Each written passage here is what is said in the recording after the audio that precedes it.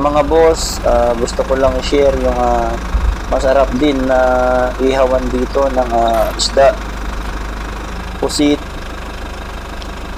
liempo, barbecue, at saka po yung inihaw na manok na parang mag-inasal po yung lasa. Ito po ang Binitis Street ng Cubao, dito po sa San Martin de Porres.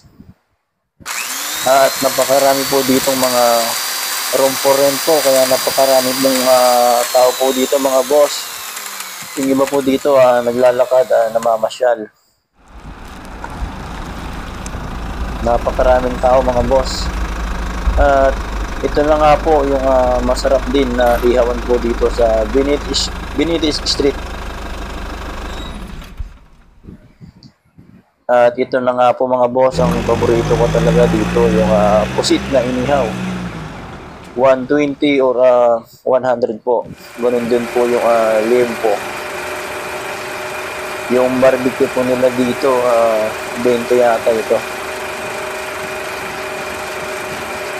Ayan po yung bangos, sinisimulan pa lang ihawin dahil may order po.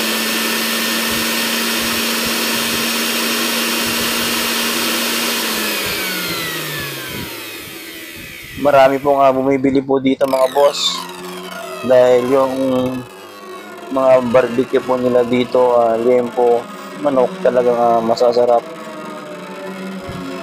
Lalong-lalo na mga boss, yung pusit talagang napakalambot nun.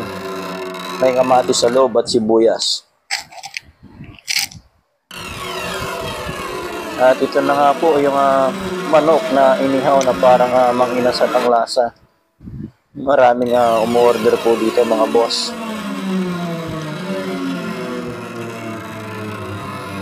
Yan, napakasarap po na ulam o pulutan mga boss. Yan,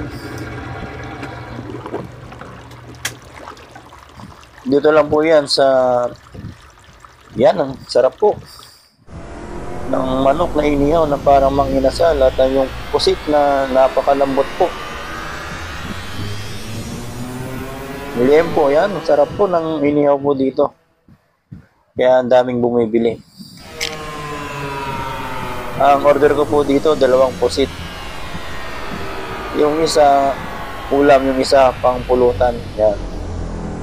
Yan po mga boss, ang sasarap po ng mga inihaw po dito sa Binitis Street, San Martin de Porres, Cubao, Quezon City. Laging ubos po yung